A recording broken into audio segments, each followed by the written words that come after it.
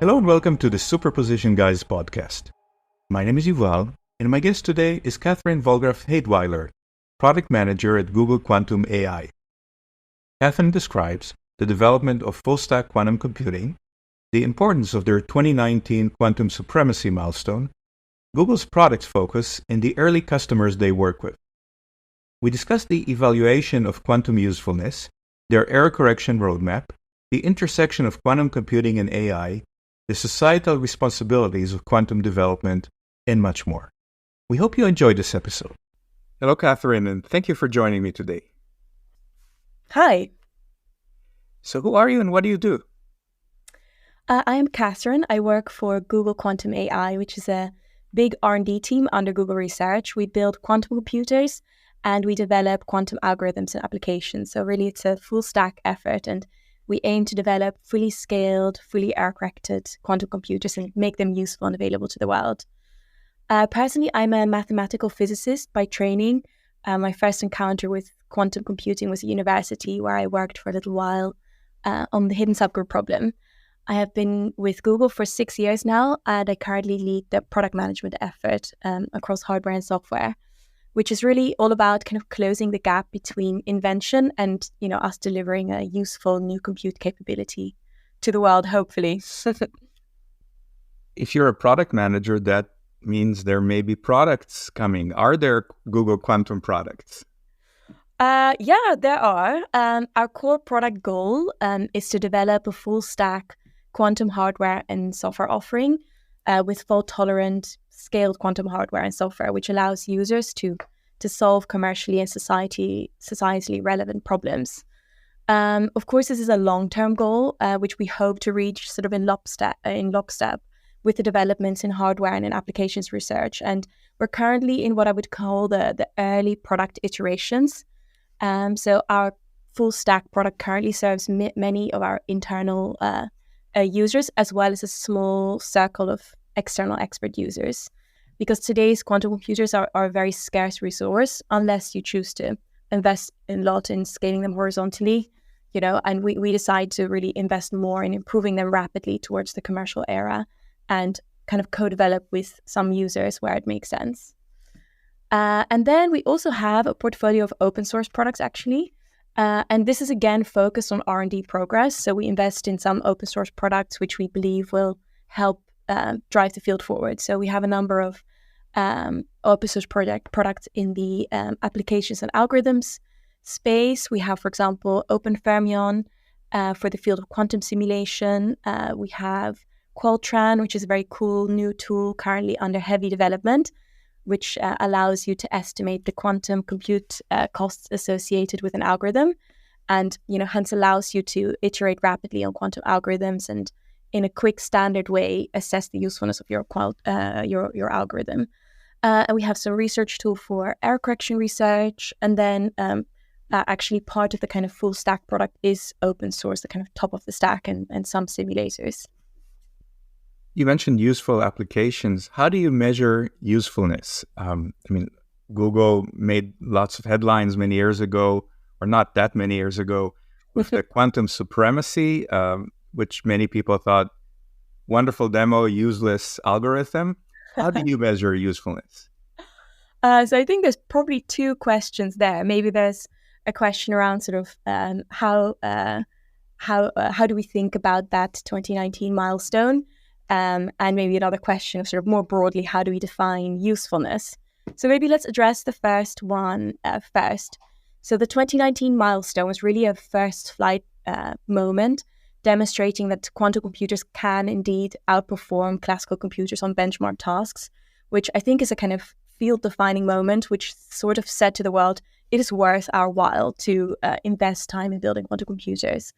And, this is a kind of first step on a trajectory. And of course, as predicted since then, researchers have found methods to run this benchmark faster on classical computers. But at the same time, quantum computers have been continuing to improve. And so you can really see, if you look at the kind of trajectory of classical compute power versus quantum compute power, that over time, classical computers basically can't catch up anymore since we hit that first benchmark. But indeed, it was a a sort of benchmarking task, a very basic way of measuring sort of raw compute performance. So I don't know if that answers the question about the 2019 experiment. But more broadly, if we think about the usefulness of a quantum computer, I think there are two important lenses to look at the usefulness. One is, how useful is your quantum hardware? How powerful is it as a generally programmable computer? And the second is, how useful is the application you're running on your quantum computer? And I think that those are two separate questions that are both very important to address as you are evolving your research. So maybe shall I go into these two a little bit more? Absolutely. Cool. So yeah, let's start with this kind of compute power piece. So to determine how powerful the quantum computer is, we've done a lot of thinking about how do we actually assess this in a comprehensive way. And we've ultimately concluded that what we should look at is the algorithmic complexity which a processor can accommodate well. So the metric which we found best represents this is called effective quantum volume. There's a paper on this and a blog post on this in case anyone wants to actually read on the details. But it measures the size of program that you can run on your quantum computer without noise degrading the quantum state of the output. So the number of quantum operations or gates that can contribute to a measurement outcome. And it's interesting to see that often coverage of quantum computing kind of hardware claims really focus on the number of qubits in a processor, which I personally think is quite misleading because a very large number of low quality qubits is actually not very helpful for any task that you might want to do. So, we've really tried to have a more comprehensive view on this and evaluate, not just the physical qubit count, but also the physical qubit quality, so the coherence, the gate fidelity, the logical qubit error rate, the speed, the operations per unit of time, and the connectivity, so how the qubits can interact, how you can actually place an algorithm on the chip. So, so much for kind of the raw compute power of the quantum computer. And then comes the question of how useful is the application you're running on your quantum computer. And, I think here there are a few things to take into consideration. You want to look at the real world significance of the application. So what question does it help you answer? And is that question a significant one, whether it's commercially or scientifically or societally or whatever it may be, but is it actually an interesting question that your that your computation is helping you answer? And then the second piece is, how does the performance of this algorithm that you have compare to that of known classical algorithm which try to compute the same thing? Does the quantum algorithm, when it's ran on a quantum computer, offer a super quadratic speed up over known classical algorithms, if those are run on the world's best classical computers or not? I think there's been a lot of very interesting results in the algorithm space to show that there's quite a big overhead when you run something on a quantum computer, and you really need this super quadratic speed up for the algorithm to be useful in the most sort of practical sense of the word. And then, when it comes to this this real world significance and this performance of the algorithm, you also need, in my opinion, independent validation. Peer reviews that actually have the rest of the community confirm your claims about the usefulness of the application that you're running on the quantum computer. When you think about these early customers that you work with, do they skew towards a particular application, or do they come from one particular vertical? So I would say that they do have a similar profile in a sense, and that is because of that is related to what can really be done on current day hardware.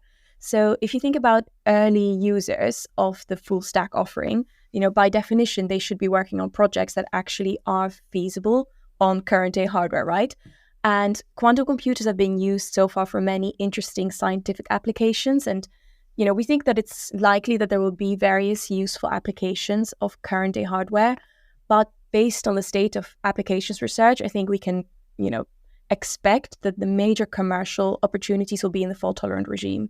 So these early users tend to be more likely to be people that are doing something that is kind of a scientific application, at least for the moment. They could be exploring new physics or, doing something else that is actually going to be a useful usage of the current day hardware.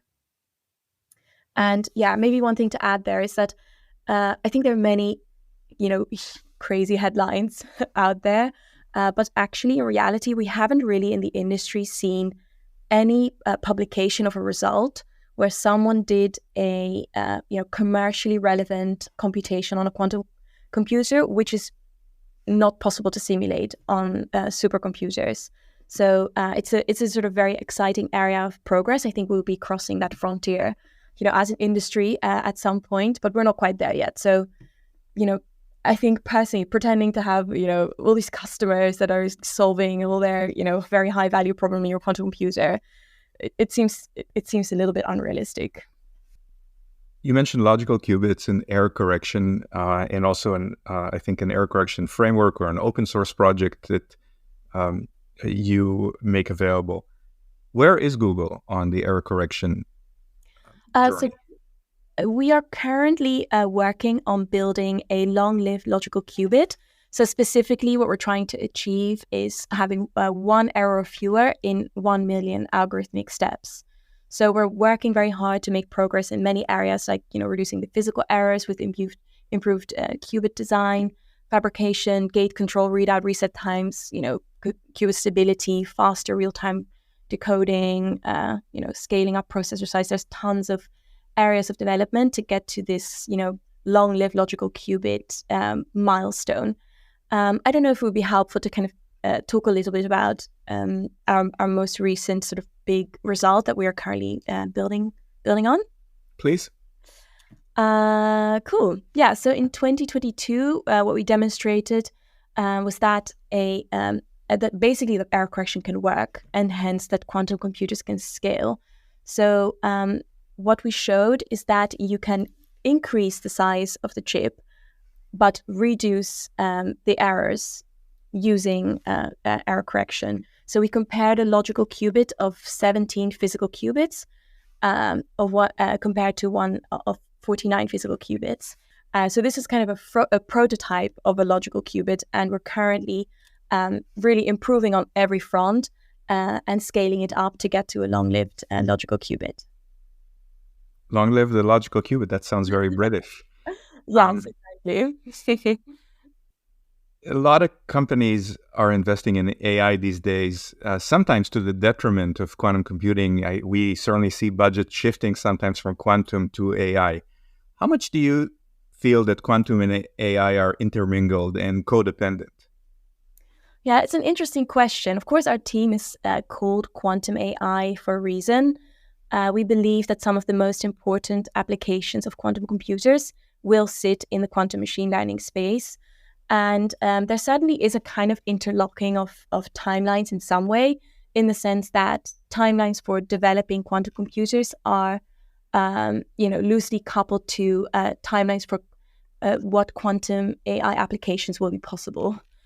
So as we scale error-corrected quantum computers, we will basically step by step unlock new areas of quantum machine learning applications that will be feasible. So maybe to illustrate this, currently applications research suggests that quantum machine learning on quantum data is expected to require about 100 to 500,000 physical qubits, and quantum machine learning on classical data is expected to require 500,000 to 5 million physical qubits. So in that sense, the two are kind of tightly coupled. But I think what people often confuse is quantum machine learning on quantum or classical data versus just classical machine learning on classical data. And those two are actually, not tightly coupled, I would say. And the timelines are probably roughly 20 years apart. Speaking of AI was sort of lurking in the shadows for decades. And then ChatGPT came along, sort of I sometimes say, an overnight sensation, 30 years in the making, maybe more than 30. What do you see as the ChatGPT moment of quantum, and how soon would you expect it to be? Yeah, so that's a very interesting one. What will be the sort of the big moment in quantum? I would kind of imagine the big moment would be us using a quantum computer to do something like really of meaningful societal impact. Quantum computers have a great deal of promise in delivering societal impact. I think there are many really interesting early results that are promising in the applications research space. when it comes to how we generate and store energy, how we, do drug discovery. There are many interesting examples. But on the other hand, it could also just be something much simpler, something much more of a kind of, practical aha moment where we really apply the technology in a practically impactful way. It kind of makes one think about the example of 2012 in AI, where we had the cat paper. Google Research published this cat paper. I don't know if have you heard about it? Shall I tell you about it? Please, go ahead. Sure. Yeah. So in 2012, we had this kind of important applied breakthrough in AI, where a neural network actually learned to recognize common objects from unlabeled data. And that really massively pushed forward the state of the art on image classification. So the question was, if we show a neural network YouTube videos for a week, what would it learn? And the hypothesis was that it would learn to recognize common objects. And indeed, it turned out that one of the artificial neurons actually learned to recognize cats. And this was very impressive because the network had never been told, what is a cat, or had never been given even a single image label as a cat. It instead really learned it. It discovered what it looked like by itself just from unlabeled, YouTube stills. And in that way, the world kind of suddenly had programs which could do self-taught learning. And so, maybe in quantum, we will have this kind of cat moment as well, like a Schrodinger's cat paper suddenly showing something really basic but of very high importance. So yeah, let's see. Time will tell. I have faith in the algorithms community. How do you feel about the social responsibility of companies building quantum computers? Is there a responsibility to make it equally accessible to all corners of the world? Is there a responsibility to use it only for beneficial applications as opposed to cracking the financial system? How do you think about that? I think that there are a few lenses to look at this. Being a product manager, I of course think about this more through the product lens, in the sense that if you build a very powerful tool, a powerful, generally programmable computer, you have to do that responsibly. It's through our products that we bring these new innovations to the world, and we need to think about what is going to be the impact of doing that. So, at Google, there's quite a sort of formalized process around this. We have a set of AI principles for building new technologies responsibly, which actually carry over quite well to quantum. So some examples are, for example, the product should be socially beneficial. They should be designed and tested for safety. They should be subject to appropriate human direction and control. And, we also have a number of application areas where we consciously do not build for, such as, weapons, surveillance, which violates internationally accepted norms, etc. And so I think that from the kind of product perspective, it's very much about what do you actually offer to the world as a tool, and how do you build in safeguards, and how do you make sure that you're testing it in the right way to make sure that you're bringing something to the world that is constructive, that is safe, that is going to be helpful. But I do think that there is this much broader question as well around, the question of how do you make sure that there are not parts of society that are left behind? How do we not worsen existing inequalities by, making sure that the right people are educated about quantum, have access, and that this kind of left behind by technology issue is not worsened by the quantum space. And maybe there's also things like, how do we make sure that we hire from diverse groups and make sure that the people that build these quantum computers come from lots of different parts of society, and maybe in that way we have more kind of reinforcement of forces towards more equality. As we get close to the end of our conversation, I'm curious, professionally speaking, what keeps you up at night? That is a very good question as well. What keeps me up at night? I think it's perhaps this kind of this societal impact, like how this building responsibly question, because in these early product iterations, it's just very hard to, in a practical way, figure out what safeguards to put in place. So you have to really think about it with every product launch. Like, what if I were the most evil person in the world? Creatively think about what is the worst possible thing that I could do with this? And I just think that that's not normally how my brain works. So I have to make a real effort to think about these kind of more negative types of scenarios. So maybe that's the most esoteric question that could really come to you in the night. And last hypothetical, if you could have dinner with one of the quantum greats, dead or alive, who would that be? Oh, yeah. Does it have to be one person? Can I make a dinner party? You can make a dinner, but you can make whatever you want. This is a hypothetical. Okay, cool. Well, at the head of the table, of course, we have Richard Feynman, but, I can't limit myself to him because it's too standard. I mean, frankly, I think it would be nice to have Richard Feynman as a grandfather, maybe, together with David Attenborough as my other grandfather. But anyway, he'll be one person there.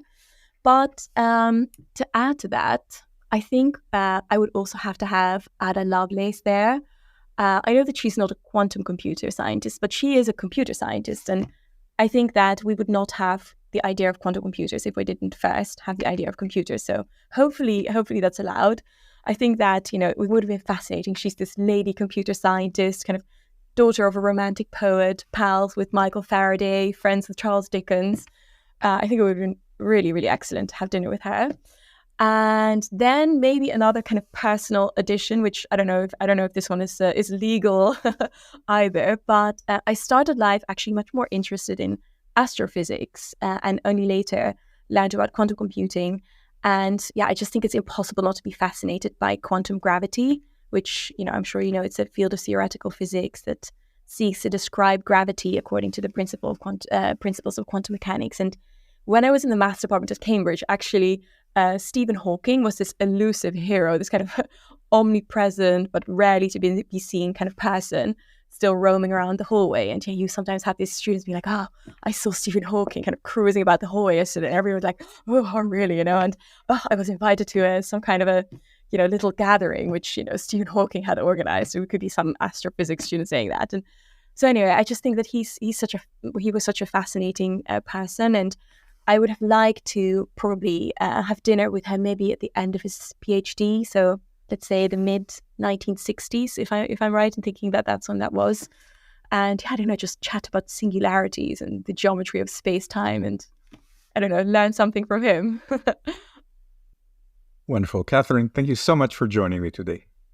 It was great to see you. Bye.